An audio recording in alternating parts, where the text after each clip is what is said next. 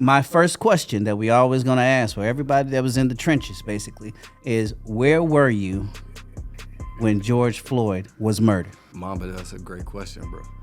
I'll be honest. 50, 60 cops showed up and told us that we were under arrest for inciting a riot. Rinse and repeat, right? They want to put us in jail after that. So they want to discredit us, and then they want to then have us go in jail because you can't have too many black powerful people around, right? Otherwise, it's damage to the community.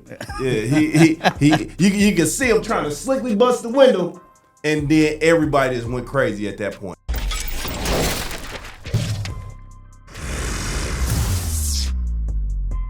What's happening? This Gator. It's your boy Mamba.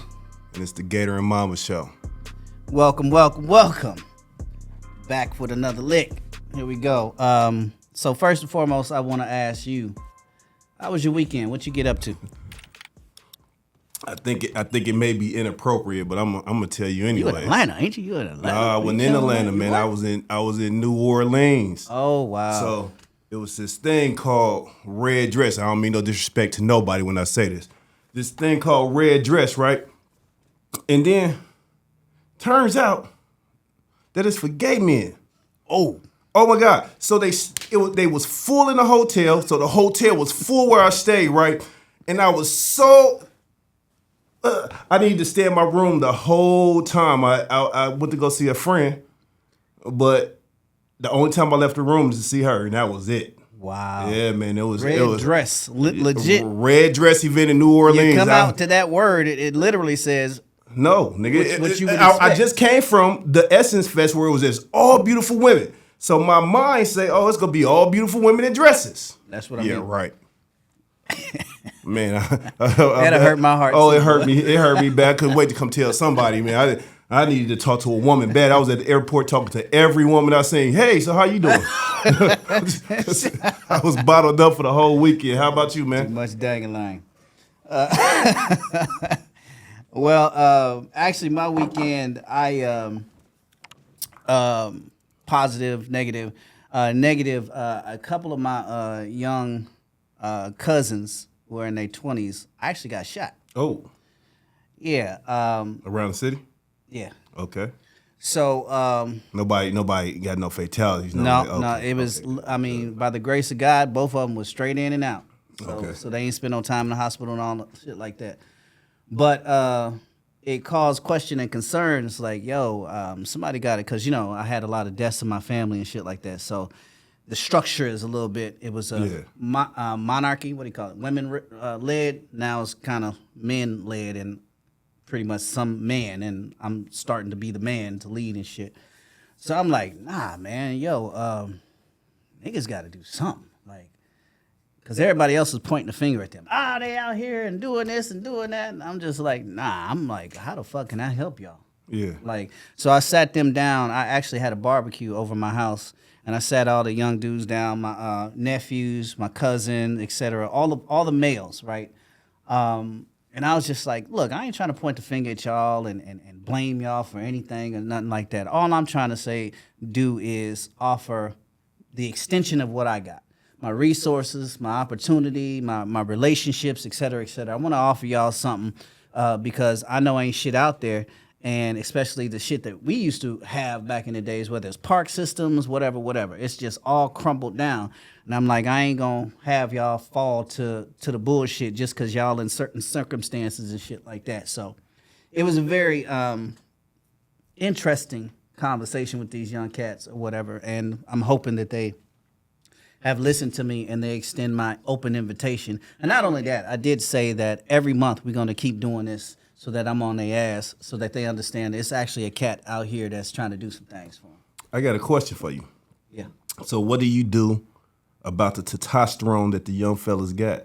You got testosterone. They got He-Man strength. They need to be out there. They need something to allow them to test their strength and their mental ability. How you gonna fix that? I think that's one of the things. I remember when I was young, right? Adults always told me, or us, if you will, what's best for us, and they never asked us, right? So my presentation to them was, what can I do? Y'all talk, and it's going to be a consistency in that conversation to be like, what y'all want to do?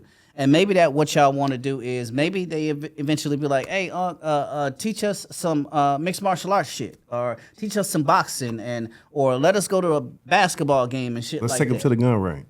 And we And that's that definitely way, on if the they menu. shooting out there, at least they can hit their target. Right. You know, let's start with that one. But that's the conversation I had with them, man. It's just like I think the more and more we get shit rolling, just the intro and showing that somebody's consistent with it, the more I'll be more eventful when it comes to shit. Yeah. So that was But my just weekend, them. man. We ain't talking about all the young fellas who wanna some guidance. Well, to be all honest, my philosophy is this: you want to change the world, you got to change your house first. Okay. All right. So I'm starting at home first before I start going out here talking about.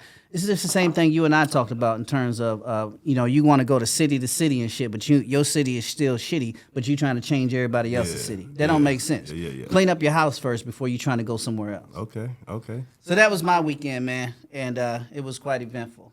Apparently yours was too. Yeah, mine's Red very dress. eventful. Ain't that some Yeah, shit? man. To remind me around August to stay clear in New Orleans for the whole August, because I don't know exactly the day or Wait, whatnot, Essence but Fest is what, July? don't ask me no questions. Yeah, I think it's just know July. August. So I you ain't know going. August I ain't is a going. no-go. Nope, Okay. it's never happening again. Well. We got a special little event tonight. We got a little thing tonight. What's that? We got What some we people got? on deck tonight. We got some people. Yeah, we got some people Some on deck. heroes. Some heroes. Yeah. Unsung, represented, hood represented, everybody represented. We definitely represent them. Of course we do. You know, and who are we bringing first? We're gonna bring Jamil up here first. What's Welcome, happening? What's happening, brother? Welcome. Let me get some context. Give us some context. For a bit. So me personally, I got some heroes, right? Some fellas who was out here doing this before we were. You know what I mean? When things went down, when the city went up, you know what I mean? There was a group of fellas who was the first ones to grab their guns and be like, "Hey, we gonna protect the community," right? It was such a By any means. It was such a benefit for my mental that we had to get this brother on the podcast and talk to him because you know what I mean, for a whole bunch of us out here who took on after them, who took their lead and decided to do what they do, you know what I mean? They were the first one, they were the pioneers, so you gotta give homage, you gotta pay respect. To the freedom fighters, correct? Freedom fighters, absolutely. So, Jamel, when we start this off, as you can see on that sign right there, we got "Still Can't Breathe." That's pretty specific. You know why it's specific in regards to the origination, 2020, and what happened in that time frame or whatever. And we're still saying, still to this day, it's still like that. So my first question that we always going to ask for everybody that was in the trenches, basically, is where were you when George Floyd was murdered? You know what? What's crazy is that I don't watch TV. And so I didn't even know what was happening. I was at the gas station, and there were some youth that were on their cell phones. And that's where I saw the first image of George Floyd. So then I went home, turned on my TV, and started seeing, not my TV, just got on the internet and started seeing all the reports and everybody showing everything. So I was oblivious until after the fact. And how I got engaged in the whole movement was I received a text message from Leslie Redmond, who was then the director of the NAACP. Yep. And she put out a text message to just a blank text message to a bunch of community folks and said, "We're assembling at Sammy's Eatery, come on down, and we want to make sure that our city don't burn."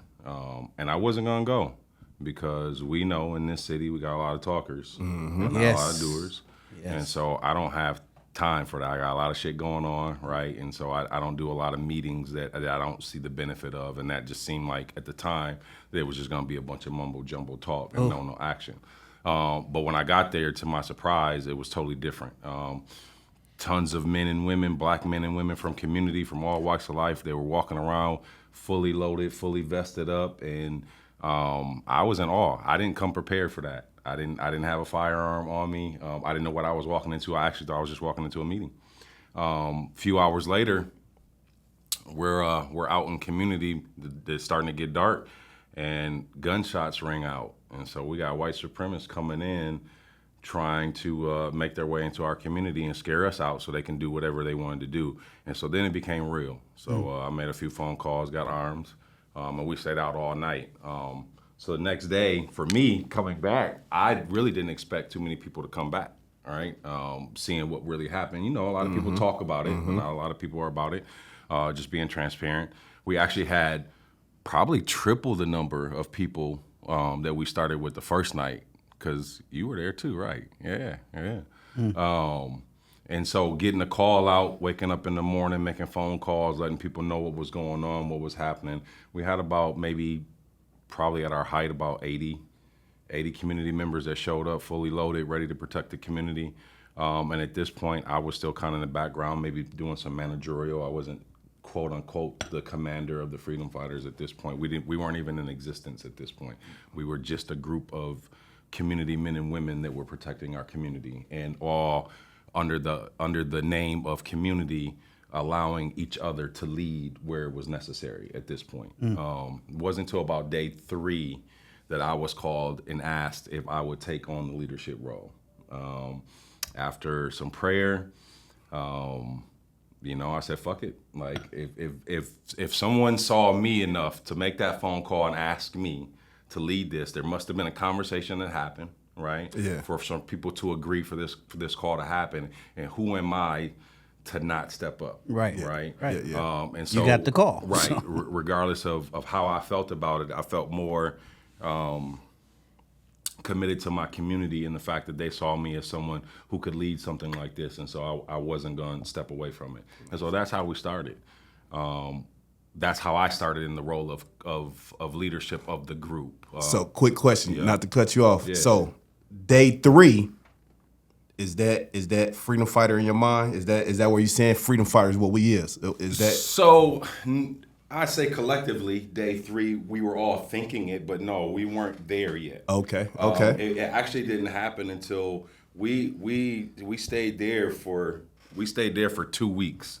About 2 weeks patrolling North Minneapolis, Broadway corridor, and the surrounding communities, right? So we weren't just on Broadway, we were out in the broader communities helping do some covert things and some stuff that we were asked to do. Absolutely. And so it wasn't until I call it day 14. Okay. I made the call and said, we've been out here long enough. We were successful in the sense that nothing burnt. Nobody got hurt. Right, we did have a few shootouts at this point, but nobody got hurt. Yep. And so it's quieting down. The calls that I were getting from the uppers were saying that things were starting to slow down. And so for me, again, being responsible, not just from a perspective of general, but black men, like if something happens to you, I'm responsible for your family. Yeah. Right, and so we did enough. Our name is out here. Now I felt like there was other battles that we could fight. Right. Okay. But what happened is that 15th night, 2:00 in the morning, I pull up to Broadway. He's there. What the fuck y'all doing here? Like, we done. And so you can start to see the freedom fighter was in everybody who came back. Right? Yep. So it was like, okay, then what the fuck are we going to do? We're going to keep this popping. Right? We're going to keep this popping. So we had a meeting, and we decided that we were going to form the Freedom Fighters. Nice. And that's how it happened. And so I got a question. What was the difference between like now? Because even myself, I actually said this in one of our things. Like, I've been called and people gather just like you. We like Jamar Clark. We get together. Oh, we're so mad. And then it fizzles away, and then so on and so forth. It's just that height and repeat. Die down or whatever, over and over again. And I know for myself, my expectation was, well, y'all the known community leaders or whatever. So if y'all go, I'm going, right? That was the thing. And I know my point of I ain't doing that no more came. Would you say that's the same in terms of this? Like, you saw something that's like real different now compared to any other aspect that's happened? Oh, yeah. I mean, it was definitely different in the sense that the movement was hijacked for money, if we're being honest about it. Let's talk about it. We had a moment in time where as black men in this community, this picture you know, what y'all stand for, what we stand for. Like and I don't think it's all the way gone, but it's down to this much, right? Where we had this much, where we actually had total control, not just of protecting our neighborhoods, but listening to you talk before I come on, our young ones. Yeah. Right? Because we had, in that moment, we had every gang ready to follow our lead and do what we need to do and put their shit to the side for the betterment of the community. And we fought over money instead of coming together as a collective to make sure that everybody was whole. Because as much money that was put into violence prevention work, we could have a school, a grocery store, a full-fledged community, not just outreach, but patrol.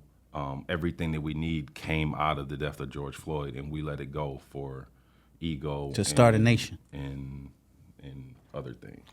We our first episode, me and this brother here, we had talked about the three things that every time there's a black organization that's strong and prominent in the community, there's always three things that they throw at us that's disperse us. That's that money. Yep. And ego is one of them. Now they don't throw ego at us, but somebody Ego's always got to be created by the it. boss, right? Yep. And then it's rinse and repeat, right? They want to put us in jail after that. So they want to discredit us, and then they want to then have us go in jail because you can't have too many black powerful people around, right? Otherwise, it's damage to the community, Right. Or damage to Right. mainstream society is what I want to say, because our community thrives off it. For us to build anything, we have to have a basis of security, a basis of protection. What's that? Oklahoma, when they burnt us down, right? Had they had some people protecting them, it would have been a little different, right? It'll If they had- thrive. Yeah, It'll yeah, thrive. yeah. Have they had a little army or something, it would be different. And all we got to do is work together.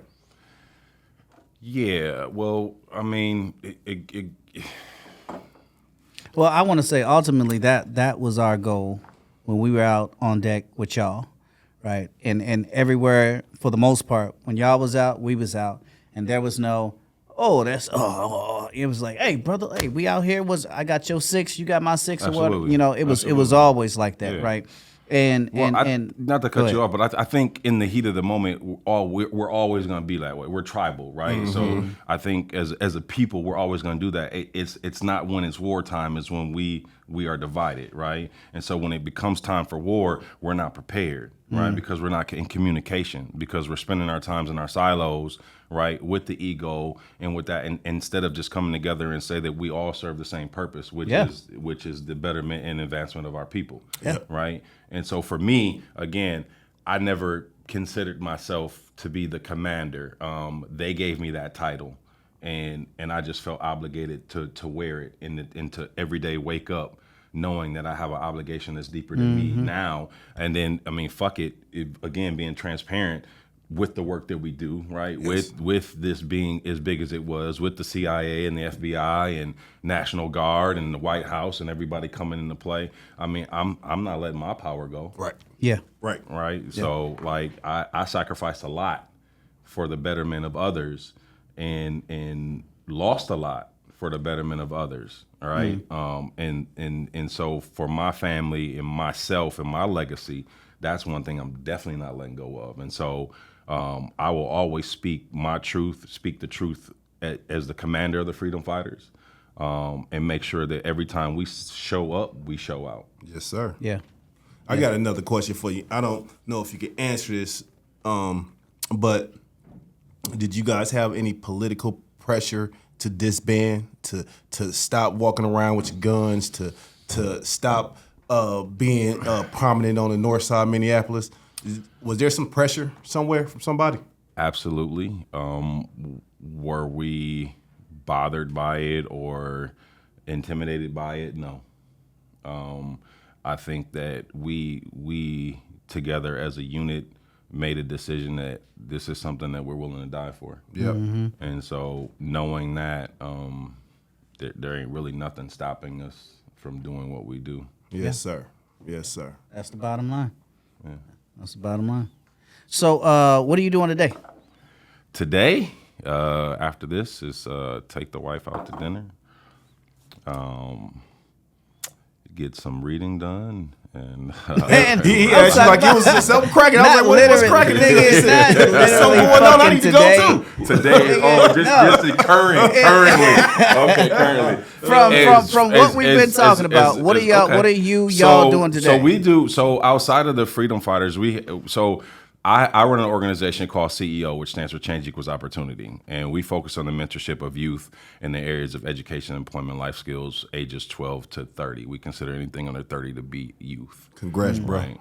Nice. And so through that, we have various means of engagement. And so basketball leagues, exposure trips, internship programs, job readiness training, CEO Academy. We partner with schools. We do community events, barbecues. We mentor hundreds of youth in our community, and all within CEO are embedded our freedom fighters, right? Wow. And so the one caveat to us choosing the work that we did with caring openly, we don't get funding. Right, so we can't get funding, and so you got to work hard for what you do. Yeah, so then it's up to me as the commander to try to do my best to create those missed opportunities for some of my men for the sacrifices they made for the greater good, right? Absolutely. And so being able to hire them within our organization and allow them to make some money engaging with youth, and honestly, that's one of our biggest.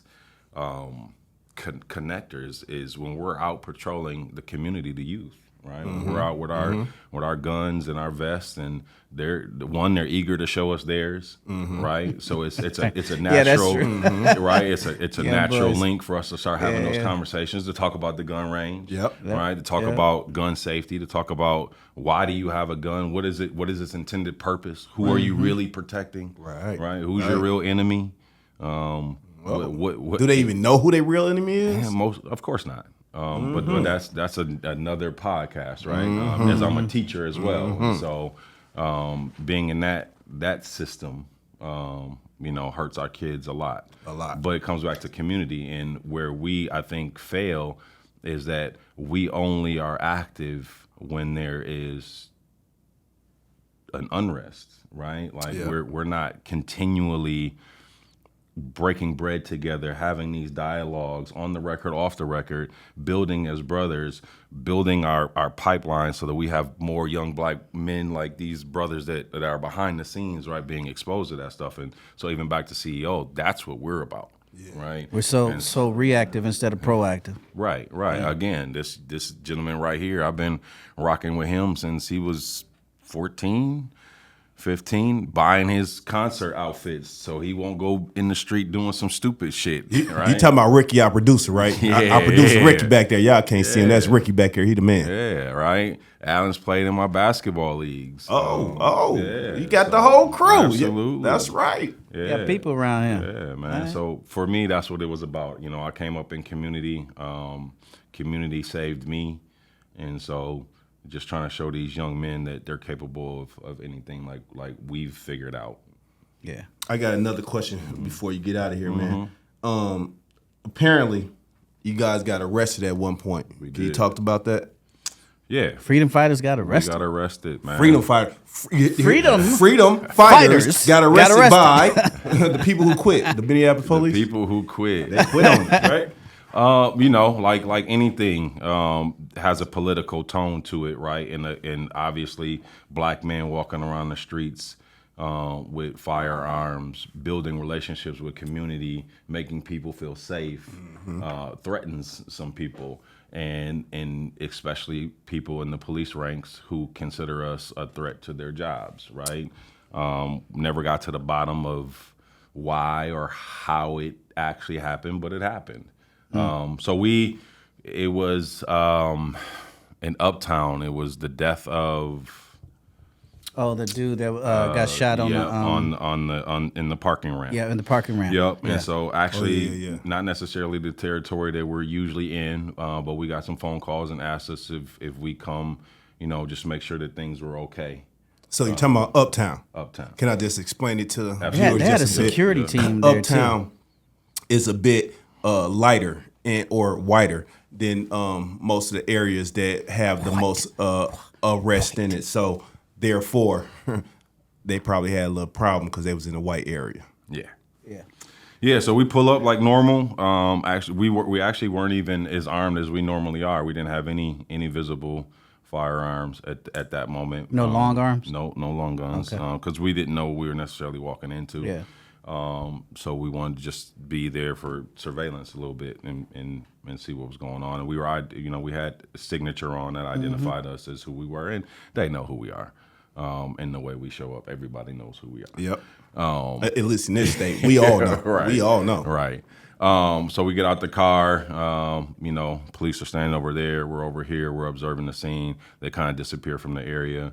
We make our way to what they consider the unrest area, which really wasn't an unrest area. There were some people there doing some small protesting, but nothing major that required anything. But they decided, they decided to arrest everybody so they could arrest us, right? Mm-hmm. And that was the cover for it.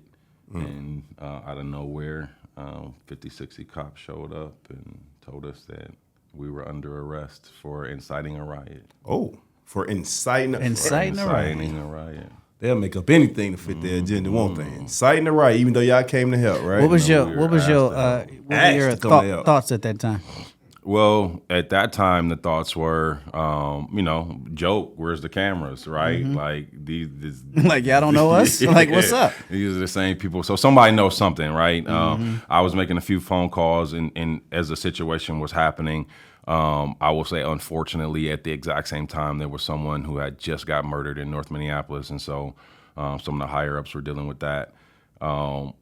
But needless to say, somebody made the call that we should be not just arrested and removed from the situation, but booked. And so we went all the way into booking, into sales, Wow. into... So what happened? Like, was it cases after that? Did y'all get charged? What was the end result of that? The charges were dismissed. Okay. We had a lawsuit against the city and MPD. Okay. Which we won the lawsuit. Nice. But there's still ongoing things that need to happen to rectify the situation. And again, I mean, for me as commander, I'm not going nowhere, right? So less about the lawsuit and the money, more about the recognition of who we are and what the fuck we do for this city on a daily basis, Absolutely. ongoing, continuing to this day, right? That y'all still need us and use us for. Absolutely. Real sweet. Absolutely. Well, Jamil, I appreciate you coming and rapping with us, man. Absolutely, man. Boy, this feel like church to us. Boy, I swear. This is church. Again, the heroes to all of us who thought we can do anything or make a difference in Minneapolis, it started with you, so we appreciate I'll you. take that, Amen man. to that. I Yes, sir. appreciate seeing y'all out there, man. We all doing good work. Thank you. Yes, sir. Thank you, Have a man. great day. Appreciate you, brother. One love, bro. All right, next we got Sarge. Sarge. What's happening, brother? Sarge is also a part of the Freedom Fighters, a huge part of the Freedom Fighters, correct? I don't make those claims. I let other people speak to it. I tell you, I would speak to it. I tell you, the last time I seen Sarge, or we looked eye to eye, I think there was a murder on what's that, 36 or something? Yeah. 36. And he was the only fella out there. It was probably midnight. You know what I mean? This brother was out here by himself. He was geared up. His eyes looked like I'm ready to go. I need to know what's happening with my people. I was so proud of you that day, man. I was just like, yeah, he go stay to the very last end. You know what I mean? He's like, he's still out here. He's still out here. Yes, sir. Yeah. Yes, sir. So let's start it the same way, right? And then we'll dig into it. But initially, George Floyd said, I can't breathe. And even to this day, in terms of Minneapolis, Minnesota, when it comes to black people, we saying we still can't breathe. Right. So where were you when George Floyd was murdered? Mamba, that's a great question, bro. I'll be honest. So in all transparency, I don't remember where I was when I heard it. I remember how I felt when I heard it. And it reactivated something on my insides, right? I didn't snap when George Floyd was murdered. I actually snapped inside. Something internally shifted in me when Ahmaud Arbery was gunned down. Yeah. Okay. Yeah. It was reactivated, of course, when George Floyd was murdered. But I don't remember where I was. I just remembered that there was no way I wasn't going to participate in standing up with our community, Yeah. right? Yeah. And So when you say stand up, you was had you? I mean, in Minneapolis, we've had instances or whatever when cops have killed, et cetera, et cetera. Across the globe, across the United States, we've had instances when cops have killed us, right, on a consistent basis. And oftentimes, I've even heard people get numb from it or whatever. They just shrug it off or whatever. So when it comes to this, what was the difference between the igniting point now and you deciding to move forward? I'm an energy cat. Okay. Right? Like, I'm an energy person. And the way that energy fired up across the nation, across the world over this, that energy couldn't miss me, right? Not to mention the fact I had made a commitment to ancestors. I stand on the shoulders of many that came before us. So the least I can do out of respect for that work and that grind that's been put in is to do the same thing. Absolutely. I'm offering up my shoulders to those that come behind me, right? And I'll be honest, when Leslie Redmond put that call out, the first day out, I was in my neighborhood over South. And I didn't like, and I wasn't feeling what was happening over South. There was a lot of white bodies, right, watching their stuff. And I'll never forget, this young brother is riding down the street on his bike, and these white people like confronted him for no fucking reason. And I'm like, yeah, I can't fuck with y'all, right? So I made a couple phone calls finding out who's gonna be doing some grinding to protect our communities. Got sent over north to Sammy's, and I've been Jamil's right hand ever since. Okay. I got a question for you. So I just kind of want to make it more understandable for the viewers. In this time, right, it seems like as we're talking about it that anybody could have just stood up and just said, hey, I'm going to protect the neighborhood. But can you tell us about how dangerous it was at that time? It wasn't just hey, you get to stand up for your community. People was shooting, right? People was trying to kill you. It was war. Listen, man, people were absolutely shooting at us.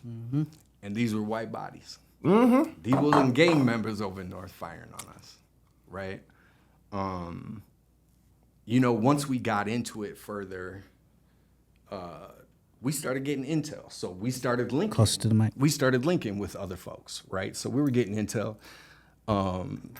And we were trying to figure out how these cats were getting out of North Minneapolis after firing at us, right? Because we had cats kind of posted up at the bridges and stuff. That. Yeah, I remember that. Trying to catch them on the way out. Yep. Right? Man, we ended up getting photographs of cats. They had come into our community and rented Airbnbs in our community, hence why we never caught them leaving. They would come up to Broadway, do their little stuff, and they go back and chill out. They stay north.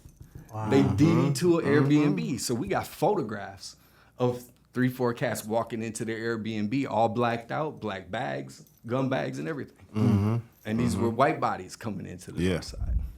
Yeah. And that's the story that's untold.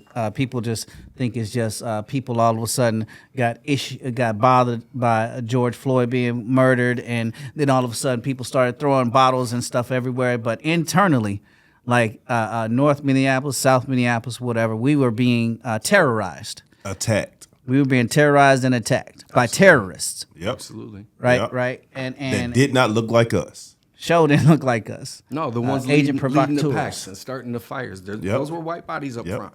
I'm not saying none of our people were there and none of our people didn't do wrong by going in, but it's like sheep. right?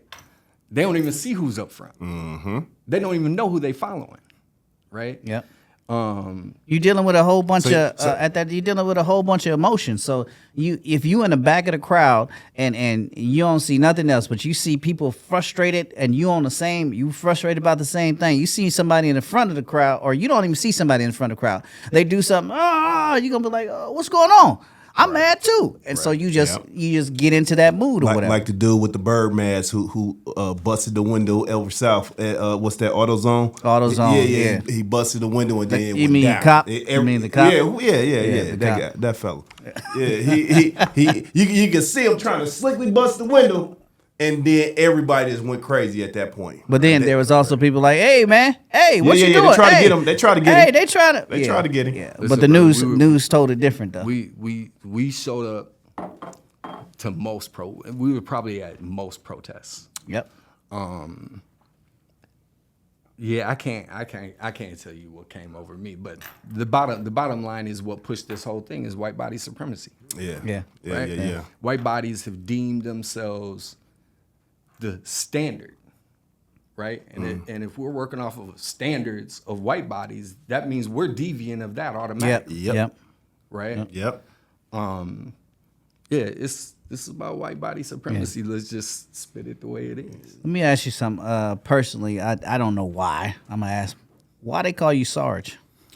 So we all got nicknames. Some of us had them already. It actually was my brothers kind of lifting me up as a leader, and out of respect. You should ask him why his name is Mamba. What kind of question is that? Why your name is Sarge? It's my question. What the fuck you mean? No, it's cool. Hey, It's it's cool good. because Why I'll is be your honest, other when name? when they first said it, I was like, I don't know if I mess with that. That's all too close. That's too Too close to close? the wrong- yeah. Man, listen, you was acting like a sergeant when you was out there Hey, on all day. them But streets, the bottom man. line is yeah, I appreciated their explanation of it, and it was about respect and leadership. Yes, sir. Yeah. Yes, sir. And honestly, I can honestly say every time we've seen you out in the field on deck, it was that. You know, you looked as if you commanded your team. You looked as if you were listening. You looked as if your head was always on a swivel. You looked as if you were a point of communication and information and so on and so forth. So, I mean, when we went out, it was a point of respect. Like I see what's happening. I see that's the guy. If I got anything popping off, if somebody know what's going down, it's Sarge. You know what I'm saying? So Yeah. that's why that day, it was one of our last days. We was patrolling. We saw you damn near at midnight, 1 o'clock. I don't know what time it was, but it was dark as hell, right? And it was some cops around, but you was there, and we was like, Sarge, you still out here? Yes, sir. We're about it. Yeah. Let me ask you a question. Yes, sir. What was the craziest thing you seen out there?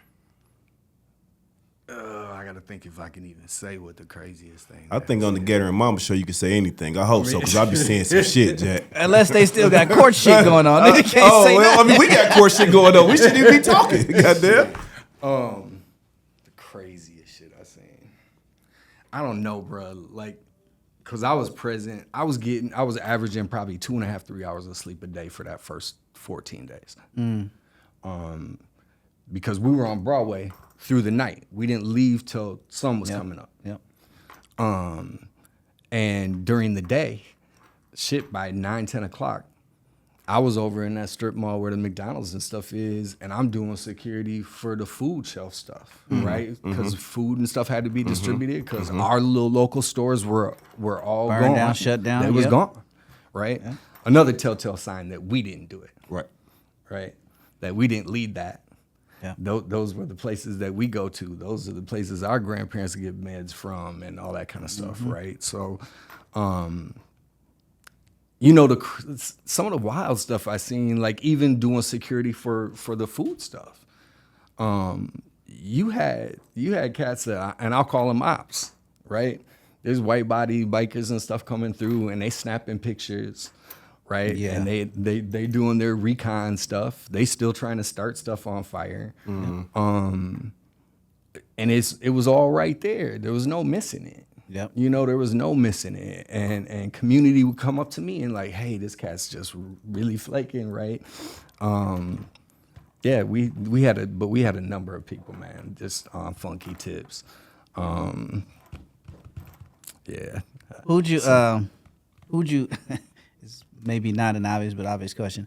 Who'd you lean on when you was out in the field after the 15 days was up and we was out there? There was a lot of crews that was out there. Who do you feel was more consistent, et cetera, and visible? So what I don't do is I don't speak on other teams or other people's stuff, right? Okay.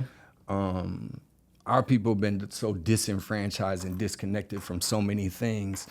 I don't have time to monitor their stuff, right? Like we had plenty of hate thrown at us, Okay. right? But again, I think that brings us back to some of the stuff you all talked about earlier. Egos is something else in this, Yeah. right? And the systems know what they're doing, Yeah. right? The systems know how to divide us, Yep. right? You start throwing change out there, cats start scrapping over it. Instead of us coming, which, what hurt me internally was really the struggle to get people to stand shoulder to shoulder, no different than them cats in blue. No matter what, yeah. Right? Yeah. Where number one, when bags started coming up for the work, we should have been standing shoulder to shoulder. We should have Still. asked for the entire bag. Yeah. And that we end up deciding Yeah. who gets what for the work that Yep. they're actually doing. Yep. Right? Yeah, we was out there when the rubber bullets and all that was flying and everything like that, and that's 100%. cool in the sense of war. But when the money came up, we was divided. 100%. Yeah. 100%. But they know that that's a tactic that works with our people, though. Right? It's intentional. Yeah, It's not by mistake. And if we being real honest, right, they ain't giving out no type of money that's going to do anything for anybody, really. The bottom line is most of these things, especially if they're government funded, they're not being funded to actually accomplish the goal. no, Right? Speak about it, brother. It's a pacify. It's always short of that. Yep, it's a right? pacify. It's always short because it's about optics for them. Yeah, crime For is them, money. For them, unfortunately, I believe, and listen, I worked for the city of Minneapolis for 25 years. So they can't just tell me anything, right? My last 10 months was as a deputy director of race and equity for the city. They can't just tell me anything, right? So unfortunately, a lot of it ends up being for optics, and beyond optics, unfortunately, it's not about impact. Yep. Yeah. Yep. Right. We had to learn it the hard way, but we understood it. We understood it immediately. Hey, this ain't enough this ain't even enough to feed my guys. You know what I mean? You gotta have people out there doing the work. And if you ain't got enough money to feed them, you know what I mean, it start to be like, well, how can I cut a little bit off the top for me? And then automatically going it's to a hell. divide, right? Automatically is you absolutely. against your guys. 100%. Yeah, no, never. So we came up with an idea. Let's make our own money, man. If we make our own money, if we spend the money with each other, we ain't got to worry about no outside source telling us how to do and what to do. No. We can make our money. What is our what is that thing that black people GDP? got? Yeah, I think it's 2 some trillion trillions, now. right? Some trillions. 2 trillion. That is an untapped spending market. power. Look how Our much money spending there's power. in that market that we can get from each other. Absolutely. Jesus Christ. We have Can- have everything we need. With each other. We really Can you do. imagine, like not being greedy and being like, I don't even want the trillion. If we just had $400 billion, $20 billion, just in that sense, it's enough to cause an impact like crazy. We keep talking about this 2.2 and so on and so forth, but if you dumb it down and make it real simple, then we minimize it and we still make bank or whatever. So I want to say this was a great ass episode. Yes, sir. Yes, sir. It's a great Yes, fucking sir. Throw episode. something in real quick. Absolutely. Because I didn't want the brother's name to go lost, right? We talked about the murder in Uptown. Yeah. That's Winston Smith, Winston Smith. who was murdered by federal police. Yep. Yep. Winston Smith. Say his name. Winston I Smith. believe we had to do some details for his girlfriend. We had his girlfriend. She was also in fear. Yeah. Remember? That Yeah. young Oh lady? yeah. Yes, we did. Yeah, she was also in fear at that time. She was getting death threats and everything. So we had to by do the detail Fed, for her. well, she said the police. I don't know who it was, but she said she was the afraid of the marshals. police. Is what she was afraid of. Yeah. So Understandably so, but our people are not disposable. Bro, No. and they never will be. To No, me, so. never. Sarge, right. man, you the man. You gonna always be the man to me. I appreciate you coming through. Thank you, sir. you, bro. Thank you for all your help and work. Good luck on your new podcast. Thank you. Yes, thank sir. you. Thank you for stopping by. Take care, y'all. Yo, thanks for us tapping in to the Gator Mamba show. This was an excellent episode. It just made us draw back. But don't forget to like and subscribe to whatever's popping or whatever, because if you like it, we love it. So keep it moving.